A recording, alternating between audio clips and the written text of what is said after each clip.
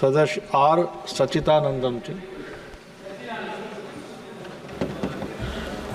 மாண்புமிகு சபாநாயகர் உள்ளிட்ட இந்த அவைக்கு எனது வணக்கத்தை தெரிவித்துக் கொள்கிறேன். என்னை வாக்களித்து நாடாளுமன்ற உறுப்பினராக தேர்வு செய்த திண்டுக்கல் நாடாளுமன்ற தொகுதி மக்களுக்கும் எனது வெற்றிக்காக உழைத்த திமுக தலைமையிலான இந்தியா கூட்டணி கட்சியின் தலைவர்களுக்கும் எனது நெஞ்சார்ந்த நன்றியை தெரிவித்துக் கொள்கிறேன். கல்வி மானிய கோரிக்கையின் மீதான எனது முதல் நாடாளுமன்ற பேச்சை பதிவு செய்வதில் பெருமிதம் கொள்கிறேன்.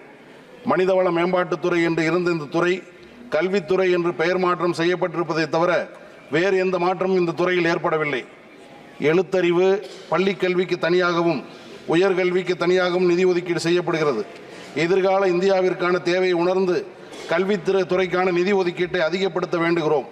நாடு முழுவதும் பொதுப்பள்ளிகள் முழுவதையும் மாநில அரசுகளை நடத்துகின்றன. கேந்திரிய வித்யாலயா, நவோதயா வித்யாலயா மற்றும் சைனிக் பள்ளி போன்ற சிறப்பு பள்ளிகளையே ஒன்றிய அரசு நடத்துகிறது. இந்த பொது பள்ளிகளின் நிலையான வளர்ச்சிக்கான திட்டமாக இருக்கிற சமக்கர சிக்ஷா நிதியை அதிகப்படுத்தி எவ்வித நிபந்தனையுமின்றி மாநில அரசுகளுக்கு வழங்க வேண்டும் என கேட்டுக்கொள்கிறேன். PM ஸ்ரீ என்பது நாடு முழுவதும் மாதிரி பள்ளிகளை உருவாக்கி செயல்படுத்துவதற்கான திட்டம். இந்த திட்டங்களும் இரண்டு திட்டங்களுமே வெவ்வேறு நோக்கங்களை கொண்டது. இரண்டிற்கும் தனித்தனி தலைப்புகளின் கீழ் நிதி ஒப்புதலை இந்த மக்களவை தந்துள்ளது. ஆனால் PM ஸ்ரீ திட்டத்தை அமுலாக்கினால்தான் சமக்கர சிக்ஷா நிதியை கொடுப்பேன் என ஒன்றிய அரசு கூறுவது தவறானது. உடனடியாக இந்த நிதியை தமிழக அரசிற்கு வழங்க வேண்டும் என்று நான் கேட்டுக்கொள்கிறேன். நமது நாட்டில் 1968, 1986, 1991 ஆகிய காங்கிரஸ் ஆட்சி காலங்களில் கல்விக் கொள்கைகள் உருவாக்கப்பட்டது. இதன் மீது சில விமர்சனங்கள் இருந்தாலும் மாநிலங்கள் மீது அவற்றை திணிக்கவில்லை. ஒன்றிய அரசால் கொண்டுவரப்பட்டுள்ள புதிய கல்விக் கொள்கை 2020 மாநிலங்கள் கட்டாயமாக அமுலாக்க வேண்டும் என நிர்பந்தம் செய்யப்படுகிறது. பொது பள்ளிகளையும் கல்லூரி மற்றும் பல்கலைக்கழகங்களையும் நடத்தும் மாநில அரசுகளை அதிகாரம் செய்யும் அரசாகவே ஒன்றிய அரசு இருக்கிறது.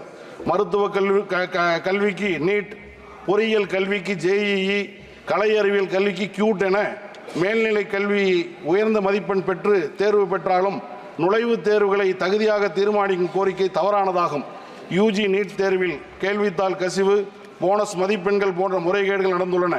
PG நீட் தேர்வு முதலில் 2024ஆம் ஆண்டு மார்ச் 11ஆம் தேதி அட்டவணையிடப்பட்டது.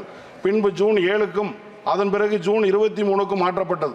ஜூன் 22 இரவு 10:30 மணிக்குத்தான் அந்த தேர்வு ரத்து செய்யப்பட்டதாக தேர்வாளருக்கு அறிவிக்கப்பட்டது. தற்போது மீண்டும் ஆகஸ்ட் 11 என்று மறுதேதிப்பட்டு விடப்பட்டுள்ளது. மையங்களை தேர்வு செய்வதற்கும் குழப்பம் ஏற்படுகிறது. கிட்டத்தட்ட தமிழ்நாட்டில் இருப்பவர்களுக்கு ஒரிசாவிலே ஒதுக்கீடு செய்யப்படுகிறது தேர்வு மையங்கள். ஆகவே இதில் இருக்கக்கூடிய குளறுபடிகளை முறைப்படுத்த வேண்டும் என்று நாங்கள் கேட்டுக்கொள்கிறோம். அரசியலமைப்பு சட்டம் மாநில அரசுக்கு வழங்கி இருக்கக்கூடிய உரிமைகளின் அடிப்படையிலே தமிழ்நாடு சட்டமன்றத்தில் நிறைவேற்றப்பட்டுள்ள தமிழ்நாடு லெஜிஸ்லேட்டிவ் அசம்பிளி பில் 43 ஒருபுறம் தமிழக ஆளுநர் கையெழுத்திட்டு அனுப்பாமல் திருப்பி அனுப்புகிறார். மீண்டும் சட்டமன்றத்தால் விவாதிக்கப்பட்டு அனுப்பிய மசோதாவும் 3 ஆண்டுகளாக உள்துறை அமைச்சகத்தில் கிடப்பிலே போடப்பட்டிருக்கிறது. இம்மசோதாவுக்கு குடியரசுத் தலைவர் உடனடியாக ஒப்புதலை தர வேண்டும். மாநில அரசோடு ஒத்துழைக்காத ஆளுநரை கால நீட்டிப்பு செய்யாமல் திரும்ப பெற வேண்டும் என்று நாங்கள் இந்த நேரத்தில் வலியுறுத்துகிறோம். NCERT பாடத்திட்டத்திலே திருத்தம் என்ற முறையில் 11, 12 வகுப்புகளுக்கு திருத்தம் செய்து கொடுத்து 6ஆம் வகுப்பு சமூக அறிவியல் பாடங்களிலும் அறிவியல் பூர்வமான நிரூபணம் செய்யப்படாத கருத்துக்கள் இடம்பெற்றுள்ளன. அசோகர் காலம் முதல் அம்பேத்கர் காலம் வரை உள்ள உண்மையான வரலாறுகளை எல்லாம் மாணவர்களுக்கு தெரியக்கூடாது என்பதற்காகவே திட்டமிட்டு நீக்கப்படுகின்றன. காந்தி கிராமிய பல்கலைக்கழகம் கிராமப்புற மாணவர்களின் கல்வியை மேம்படுத்துவதற்காக உருவாக்கப்பட்ட பல்கலைக்கழகமாகும். இங்கு QUT தேர்வு மூலம் மாணவர்களது கல்வி வாய்ப்பு மறுக்கப்படுகிறது. இங்கு ஆராய்ச்சிக்கு உள்ளிட்ட பல்வேறு புதிய படிப்புகள் கொண்டு வரப்பட வேண்டும். திருவாரூர் மத்திய பல்கலைக்கழகம், கோவை அவினாசிலிங்கம் பல்கலைக்கழகம் உள்ளிட்ட மத்திய பல்கலைக்கழகங்களும் விரிவுபடுத்தப்பட வேண்டும். விழுப்புரம், ராமநாதபுரம் ஆகிய பின்தங்கிய மாவட்டங்களில் புதிய மத்திய பல்கலைக்கழகங்கள் துவக்கப்பட வேண்டும். பழனியில் ஆயுஷ் பல்கலைக்கழகம் உருவாக்க வேண்டும். ஒட்டஞ்சத்திரத்தில் மத்திய தோட்டக்கலை பல்கலைக்கழகம் உருவாக்க வேண்டும்.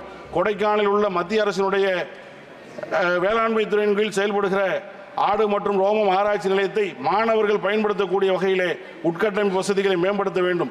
PM போஷன் என்ற திட்டம் தமிழ்நாடு அரசாங்கம் துவக்கி இருக்கக்கூடிய காலை உணவு திட்டம் போல இந்தியாவிற்கே முன்னுதாரணமாக அந்த திட்டத்தை எடுத்துக்கொண்டு நாடு முழுவதும் விரிவுபடுத்த வேண்டும். அந்த PM போஷன் திட்டத்திலே அதற்கான நிதி ஒதுக்கீட்டை கல்வித்துறை மூலமாக செய்ய வேண்டும் என்று நான் இந்த நேரத்தில் கேட்டுக்கொள்கிறேன்.